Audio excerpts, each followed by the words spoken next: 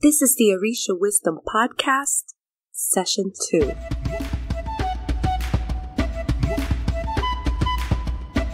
Welcome to the Orisha Wisdom Podcast, where positivity and spirituality create an enhanced life's journey with the wisdom of Ifa and Orisha.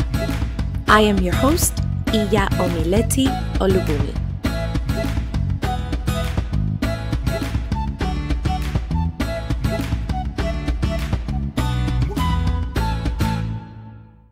Welcome to the second episode of the Orisha Wisdom Podcast. Today's topic is the Orisha faith and the holiday season.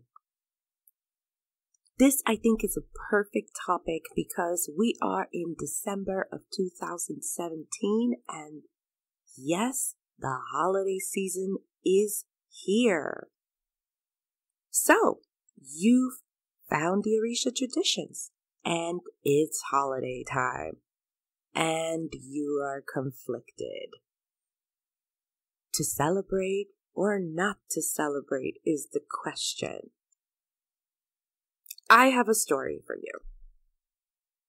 Many, many years ago, when one of my children was very little, he's an adult now, I refused to do Christmas. I refused. I said, I am not going to be a hypocrisy. We are going to do, drumroll please, Kwanzaa. And then, oh boy, the flop began. I had to find this thing called a kinara. And I had not seen it before, or sort of seen it, but never paid attention to it. And since I lived at that time in New York City, I went to Harlem, of course. And there was a store on 126th Street and 5th Avenue. And I said, if there's anything Africanesque, that is exactly where I am going. And I went, and they had two of them, I remember. And one of them was super pricey. And I said, oh, I can't afford it. It's beautiful. But it didn't come with a mat.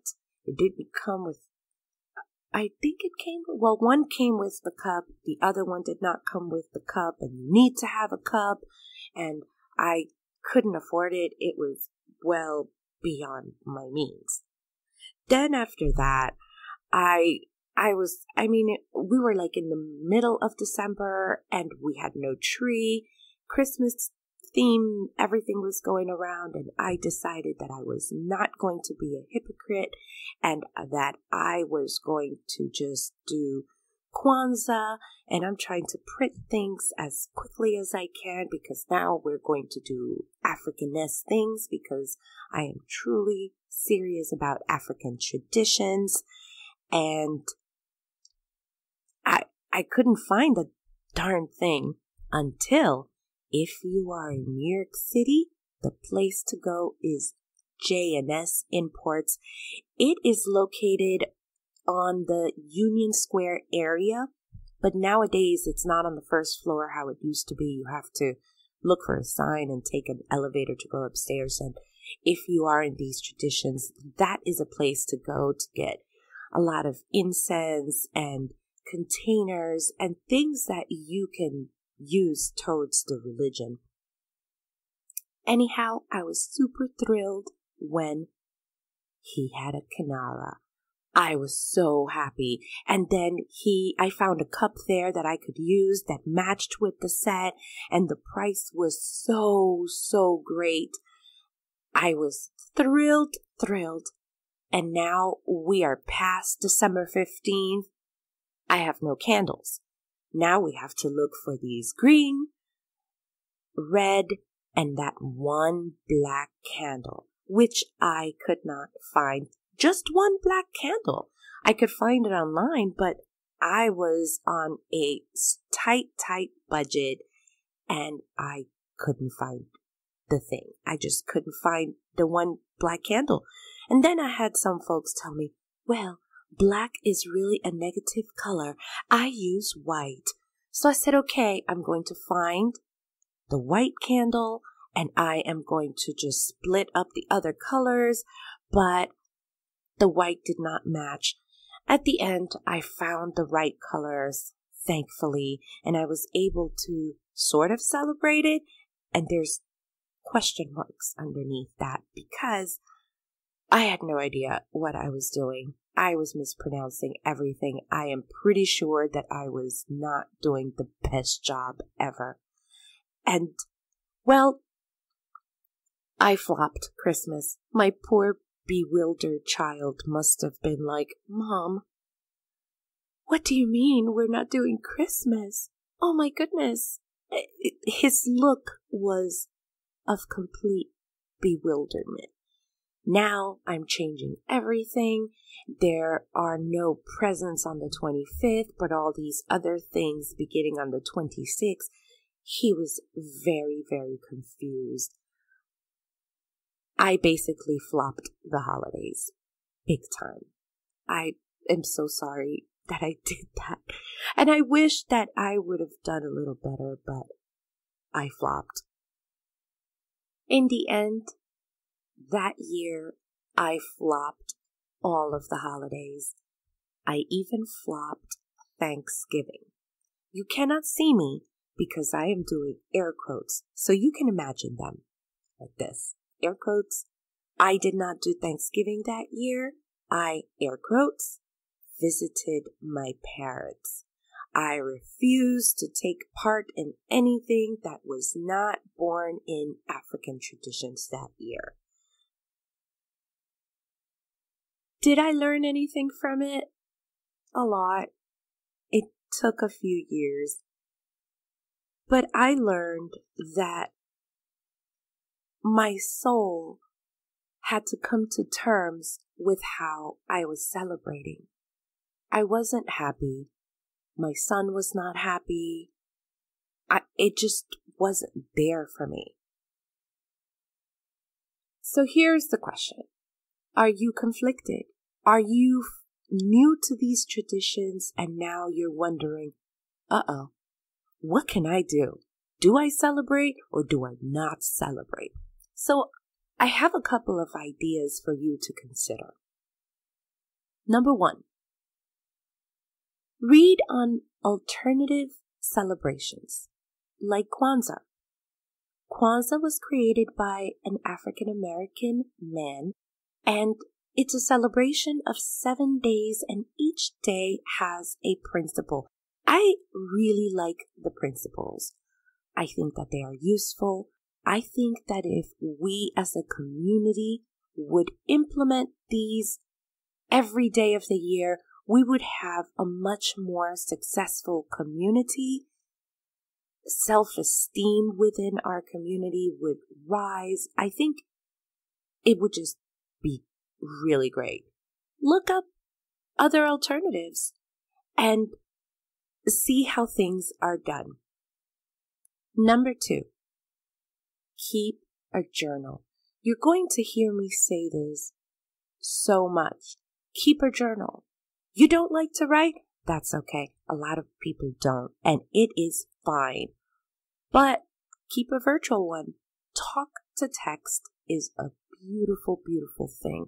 Use it. There are many apps nowadays that you can just talk to it and it will keep a journal. Find out how you're feeling about this at this time. Keep a journal. See what continues to come about so that you are able to go back and review and really pinpoint where your conflict is.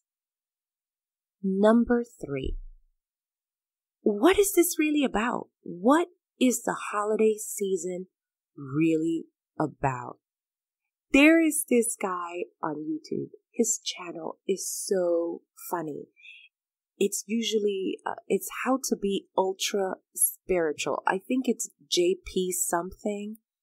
But if you look up how to be ultra spiritual on YouTube, you'll find him. They are spoofs. Nothing in there is serious. It is hysterical. He wears a bandana around his head.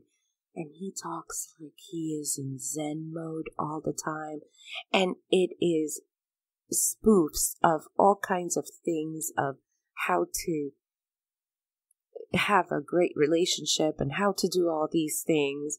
But my question to you is, why I brought him up is this what it's about to you? Do you just want to be, air quotes again, ultra spiritual, to keep up with elder priest Baba so-and-so and elder priestess Iya so-and-so? Is that what it's really about, for you to try to be or look or appear as spiritual as they are? I don't know, it's something to think about. Number 4, what makes your heart sing? Is it about tradition? Do you like doing things that were done in your family generation after generation? Is it about family? Is it that, for example, when the holidays come, you get all happy and everybody gets together and people start cooking and the stories and the kids are running amok? Is that what it's about? Is it about your ancestors? Do you celebrate the holidays exactly like your ancestors did, or certain traditions within it? Is it about creating new memories? Does your family enjoy making a new ornament every year? And it's very important that that ornament is made because it's going to go on that tree. Is it about somebody is going to be celebrating in somebody else's house and every year they do a special, I don't know, decoration, project, meal, whatever it is? Is it about creating new traditions? Not just new memories, but new traditions and new memories. All in all, the holiday season is really about you and your family. It is about you and your family. Lastly, don't feel guilty if you love the Christmas holiday. If you love Santa Claus, if you love to see your tree, if you love the elf on the shelf. Oh my God, the elf on the shelf. That is another one. Kids and elf on the shelf. Oh boy. But if you like that stuff, or if you're from a different culture that celebrates the holidays differently, for example, many people in the Latino culture will celebrate La Nochebuena, which means that it's celebrated, you do a big celebration the night before Christmas. The Three Kings, Los Tres Reyes Magos, that's another one that's pretty big. Don't feel guilty about those things. It might take you a few years to find your holiday groove within this new faith. Don't beat yourself up. The Orisha faith is not a competition of who loves Orisha more, who is more Africanese, who is more Yoruba than the next, who is more holy and spiritual during the holidays. It's not a competition. Remember, we are mixing Western beliefs with West African beliefs. People say, no, no, no, you cannot do that. And the truth is, if these were not mixed, our traditions would have died. Evolution is necessary for survival. If anybody wants to question that, they can check out all the dinosaurs at the zoo, and then they can tell me how evolution does not work. If you don't evolve, if you don't change, you will die. It is a fact. The Orisha traditions had to evolve in order to survive. Let's just think about all the ways that they are celebrated and the different ways that they are celebrated depending on where the slaves landed. For example, in Brazil, Candomblé is celebrated different. In Cuba, big example, the religion is celebrated differently. And it is evolving here in the Americas. The traditions are celebrated differently. If these traditions would not have evolved, they would have been lost. That would have been such a shame. These are beautiful, beautiful traditions. Okay, you will hear me say this from time to time because I love the saying, ninja tip. I got this from a mentor and I absolutely love it. So, ninja tip. Enjoy yourself. Enjoy the time with your family. You know, life is really short. Olodumare is the only one who knows when you are going to leave this earth. You don't want to waste it just being grumpy and bitter during a time that is really a happy time. At least where we live, this is a really happy time. Don't waste your time being grumpy, conflicted, and doing things that don't resonate with you. Another ninja tip, make tweaks to your celebrations until you have hit your holiday sweet spot.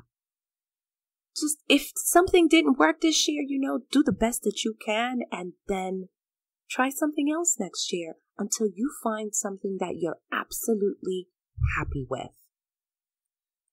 Big, huge ninja tip. I cannot stress this one enough for you parents who have small children, especially small children. Look up ways to include your children in your new or changed holiday traditions. When my son was really little, remember that year that I flopped Kwanzaa badly? Oh, poor kid. That year I had so many children's printables. My thing was I wanted to make it happy for him, memorable for him, exciting for him, and he was pretty excited that something was going to happen one day, every day for a week during that time. And although he was a little bewildered, we had no tree, we were not doing Christmas movies, he had a lot of activities, and I tried to do my best to make it fun for him. So remember the kids, remember them, do your planning around them, and make those experiences memorable for them. The truth is, you don't want them to be having therapy later on and going to a therapist because mommy destroyed Christmas and daddy destroyed Christmas and there was no tree one year and there was no explanation and life was ending as they knew it and now they're in therapy for about 10 years. Just make it fun for them. Children are very, very resilient and they will change along with you. Okay. Ninja tip. I kind of mentioned this earlier, but research on what others are doing and see what sparks your interest. Go to Dr. Google. Dr. Google is amazing. And I am a Pinterest addict. Go there. See, for example, let's say if you're interested this year in alternatives for Christmas, how to celebrate without a tree, activities with alternatives for Christmas. Look up ideas. We have the internet nowadays. The world is at our fingertips. There's so many things. There are many traditions over the world. If you do not wish to do Christmas because it no longer resonates with you, there are many other things that you could try. Okay, next ninja tip. Very important one. This one is also another one that I can't stress enough. Do not compare yourself to the ultra priest. I wish I could drum, but it would probably kill your ears here. Do not compare to ultra spiritual Baba and Iya so-and-so.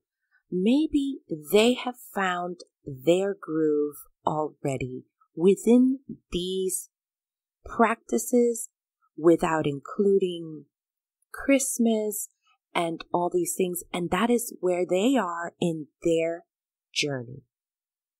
Don't compare yourself to them. Here is another one, which maybe it should be its own ninja tip. You and your family are unique. Celebrate that. Celebrate your uniqueness. Celebrate the beauty about your family. It doesn't have to be celebrated like anybody else. It doesn't have to be celebrated like in a movie. It doesn't even have to be celebrated the way that it was 10 years ago. Just think about this. The Orishas want you to be happy. They don't want you to be stressed out because of a celebration. That's crazy. They love to celebrate. They love celebrations.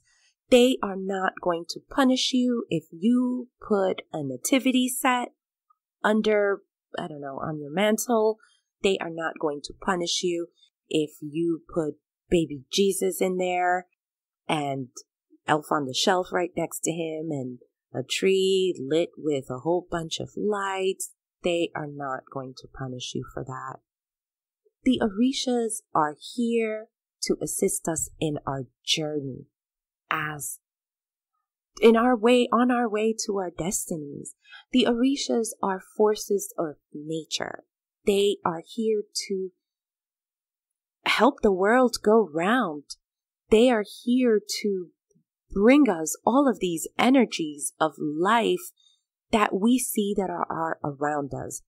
It is really not important if you decide to celebrate Christmas or Thanksgiving or whatever holiday it is that you want to celebrate.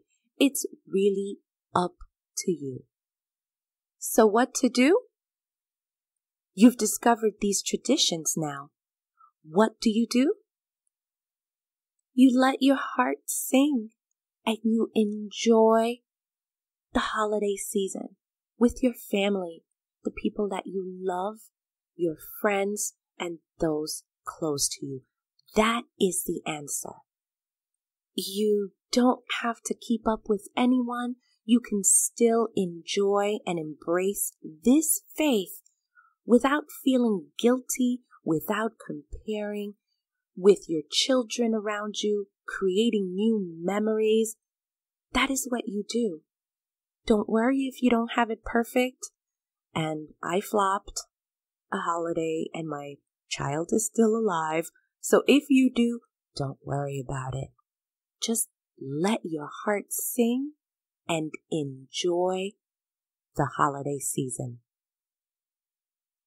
We have reached the conclusion of the second episode of the Orisha Wisdom Podcast. For show notes, go to www.orishawisdom.com/session2 and any notes, informations, or anything that I've referred will be there. While you are there, why don't you join our Orisha Wisdom community? Sign up and I will send you information on goodies, printables, and any news that I may have. And we are happy to have you there.